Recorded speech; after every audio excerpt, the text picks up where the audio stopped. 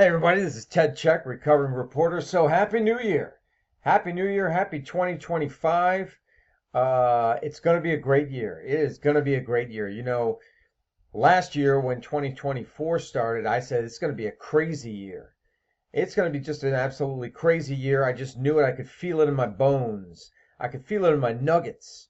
And well, that turned out to be true. I mean, with the presidential campaign, stuff that I didn't even foresee. Who could have foreseen, you know, uh, the stuff that happened with Joe Biden and Kamala Harris and Donald Trump. But yeah, a crazy 2024. We've said goodbye to it. See you later, 2024. We're now in 2025. This is January 1st of 2025. And yeah, I think my prediction is it's going to be a great year. It's going to be a great year for you, for me. It's going to be a great year for this country. So I figured I'd go through, they're not resolutions. I figured I would go through, I call them goals. And I think it's, I mean, I'm not going to preach to anybody what they should do, but I like to have, short-term, medium, and long-term goals. And I think, we should do check-ins. You check in every day with yourself, you check in every week, month, quarterly, to see how those goals are going. At least with me, and maybe I'm overthinking. Maybe my mind is always running, but I'm constantly checking in with myself. Hey, am I on track with this? Am I on track with that? So number one is organize. Um, I don't know. I just found a little video that says organize, but to me that means a number of things. But it's all for the same goal, which is to make things more efficient in my life, which ultimately will reduce stress. That's at least the theory, right? So, like for example, my downstairs basement is just a pigsty. Okay, I'm not going to sugarcoat it. It's a mess. It is a mess. It's not even a hot mess. It's just a mess. And so I need to get at that and kind of chip away at it slowly. You're not gonna. I know it's not something I'm gonna accomplish in one day. So that's just an example of being organized. Another one is keeping a calendar. Um, and maybe I need to and yeah, maybe I'm late to the party on this, but I need to put it on the phone and then somehow sync it up with my wife's calendar so that we can see what each other's doing. I think that would help in communicating. That's another goal, right? Communicating, proper communication. It sounds so simple, but it's not always easy to do. Proper communication with your friends and family, like not just keeping in touch with them, but expressing yourself properly so that they understand what it is you're talking about, where you're coming from, and also getting to some type of middle ground or détente or you know um, understanding of each other. So organizing a calendar is another thing I hope to do this year. I want to do this year, and this is in no particular order my goals. Um, but yeah, I've got professional goals. I've got personal goals, and so let's see what's next here. Okay, so this was a big accomplishment, a huge accomplishment of mine. This year, I published this book back in September, Saving the Beast. A recovering reporter reflects on America's broken media and how to fix it. Self-published book, and it's just been great. The outpouring of support was fantastic, and I appreciate everybody for helping me. You know who you are. Whoever helped me out, I really really appreciate it. Whether you bought the book or whether you reviewed the book or just agreed to make a post about the book. It's all been fantastic, and I truly, truly appreciate it. But as far as a goal for 2025, I'm still in the midst of promoting this book, and that's just as important, if not more so, than writing, because you can write a book and then nobody read it, and you could say, well, I didn't write it for people to read it. I just wrote it for myself. Okay, that's fine. But if you're writing for other people to read it, then you have to get the word out there. Unless you're Tom Cruise and you've got millions upon millions of followers already who, you've got that audience that's already there. If you're a nobody like me, then, it's like, the tree falls in the forest if no one's around to hear it. Did it really happen? So you have to market, you have to promote the book.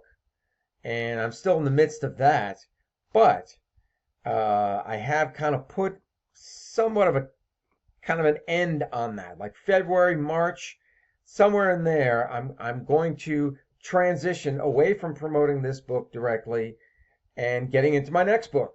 And I'm not going to say what it is. I'm still kind of up in the air about it a little bit. I think I've whittled it down to two different things because I'm always just churning ideas, whether they're good ideas, whether they're bad ideas. I'm always churning out ideas. So I have two ideas for my next book, but I want to get going on it because here I am, 54 years old, and I just published my first book, and I've got a lot more that I'd like to say, and I've also I've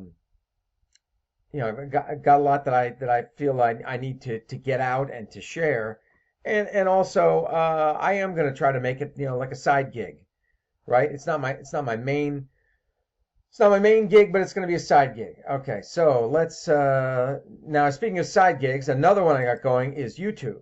Now, admittedly, I got into some trouble with YouTube because of some copyright strikes. So for those of you out there with a YouTube channel, or whether maybe you're thinking about a YouTube channel, and if you do happen to get some copyright strikes, here's what you have to do. Here's what you have to endure. Here's the crucible they put you through in order to earn your way back to getting monetized. Now, eligibility. So I've got that, no problem. They want you to have 500 subscribers. Luckily for me, and I'm very thankful, I have at this moment in time, 6,181 subscribers. Okay, that's awesome. Then they want 3 video uploads within the last 90 days. Oh, wow. Yeah, I've got that blown out of the water. Sometimes I'm doing 3 videos a day. So no problem there. This is the difficult one. And one of the following, you got to get both of those. And this is in order to get out of the YouTube doghouse. That's what I call it, the YouTube doghouse. You got to get one of the following. Either you have to get 3,000 watch hours in the last 365 days. Now, for big YouTubers, not a problem, right? Some big YouTubers, they could do that in one day. Not me, the little guy, Ted the little guy. So I'm not even halfway there. I'm at 1,201 public watch hours in the last 365 days. So I'm trying to get to this number right here, 3,000. Then the other thing I could have is 4.6 thousand public shorts views. See, I don't mind shorts.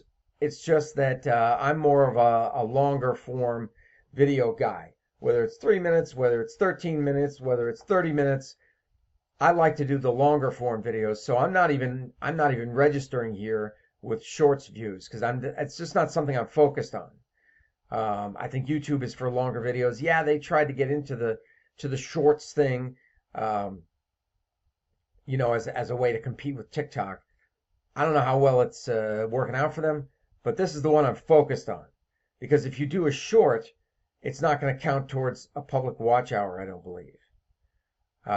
So I just keep mine longer than a minute. If it's a minute or less, they'll automatically make it a short, I believe. So here's what I'm up against. This is what I'd like to accomplish by the end of the year. By the end of the year. Well, let's see what else we got here. Okay, so this is Chris Spielman. He was a linebacker for the Detroit Lee, and I think he also had short stints with the Buffalo Bills and maybe the Cleveland Browns, if I'm not mistaken. But his most productive, prominent years were with the Detroit Lions. So I want to get in better shape. And, to me, he represents, especially Chris Spielman at his peak, represents kind of the pinnacle of athleticism and strength. He's an inside linebacker.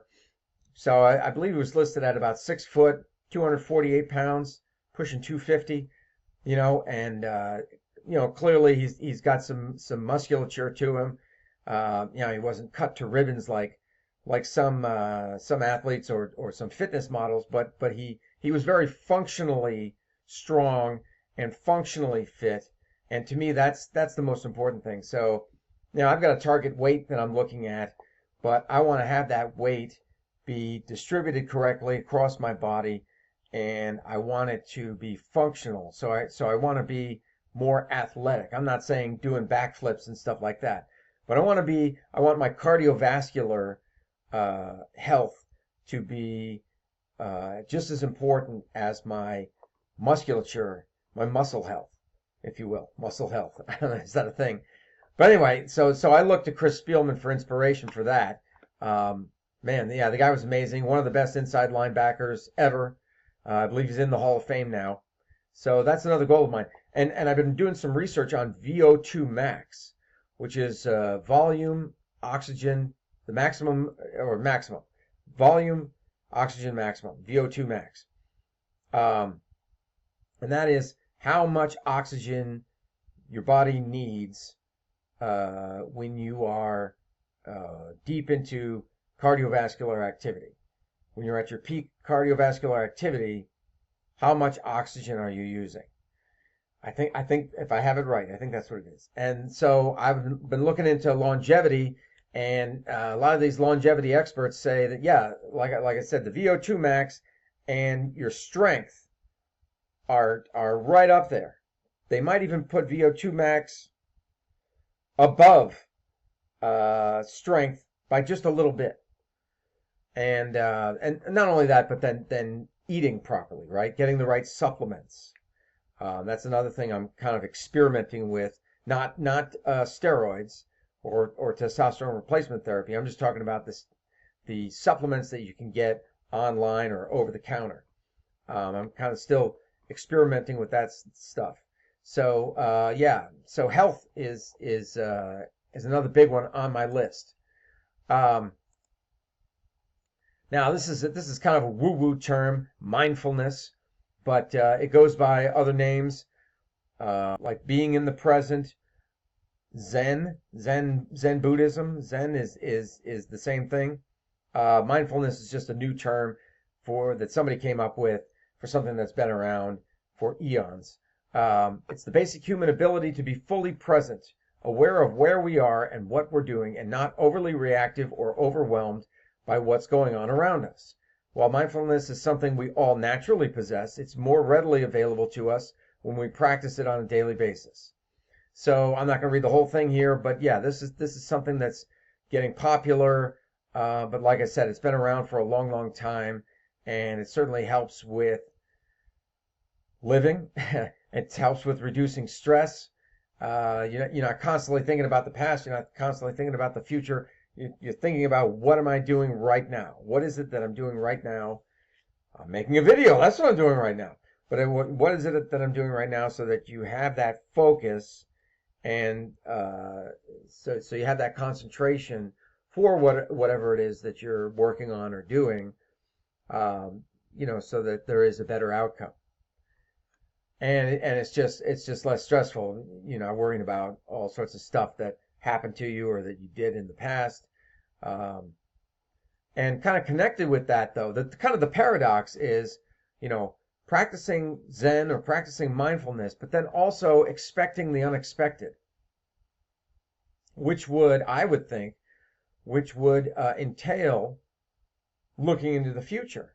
Kind of thinking about what are some of the things that could happen, even though they might be unexpected. What are the types of things that could happen that I might not expect? Well, then you would be expecting them, right?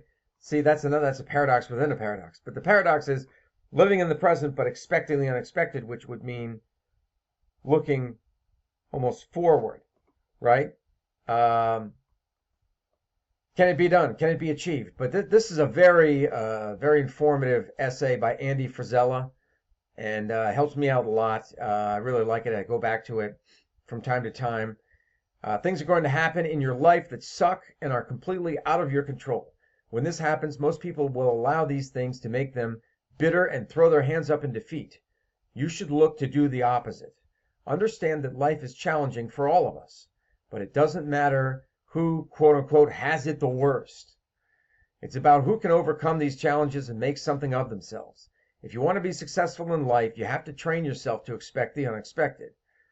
So when life punches you in the face, you're ready for it. As ready as you can be, right? I mean, there's some things that you might not ever be ready for. But at least for me, in the past, things have happened and they've really thrown me for a loop. Unexpected things. Things that are outside of what I would consider, normal or typical, right? Something crazy happens in my life, totally unexpected, totally off the wall, out of left field, and that sends me into this down the drain, down this, this vortex, this swirling vortex of depression, and so yeah, I want to lessen that. I want to decrease that, and so I think part of that is being mindful, but then also expecting the unexpected. I think it's a paradox, but I think it's something that can be worked on, and that you can somehow achieve some sort of synergy between the two, and that's what I am striving to achieve. What else do we have here? Oh, this crazy video.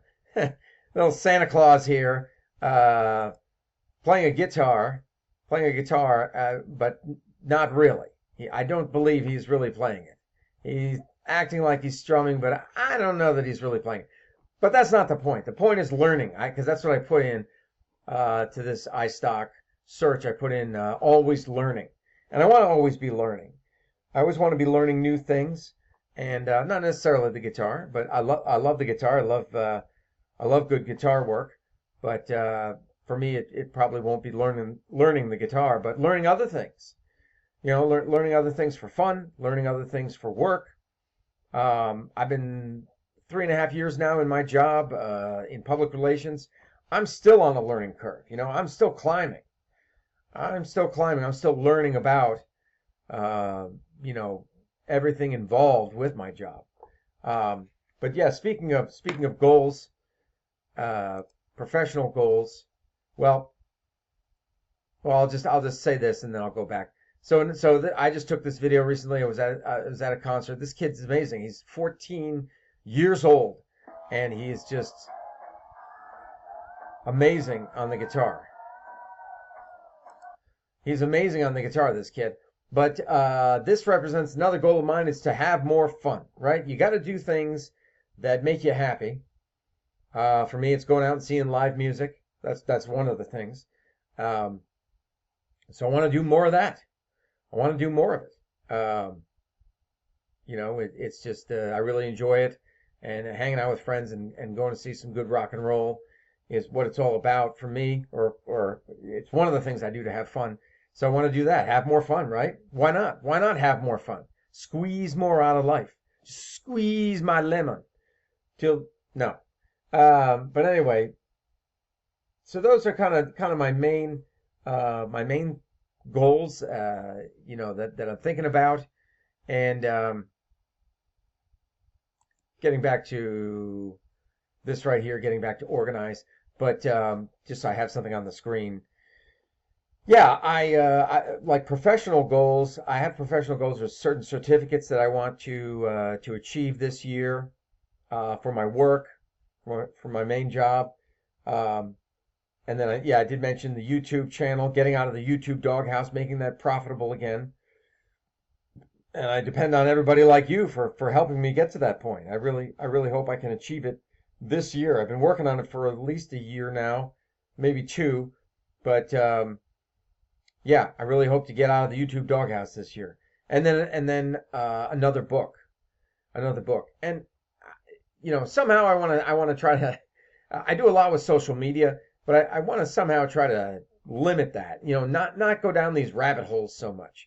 Like, use social media for a purpose. Whether it's promoting your business or what have you, and then not use it just to dick around. You know what I mean? Use it for a purpose, but don't stay on it and go down all these rabbit holes and all delving into all this mindless drivel. Yeah. So professional goals, personal goals. Um, that's what 2025 is going to be all about for me. And I'm really looking forward to it. Here it is, New Year's Day. I have the day off from work, but I'm cutting videos and doing some other things. Going to do some work around the house, getting organized, right? Right, getting organized. It's going to be great. So I appreciate your time. If you watched it all the way through to the end here, hopefully it was entertaining for you. And yeah, I would be interested in hearing what your goals are. Resolutions, goals. I don't like to say resolutions, because resolutions you think, I will not do this, I will not do that, or I will do this, or I will do that. I like to look at it more as goals. Maybe it's semantics, maybe it's just one word over another. But anyway, I like to call them goals. And so thank you very much for tuning in, and let me know in the comments below what your goals are for 2025. I'll talk to you later.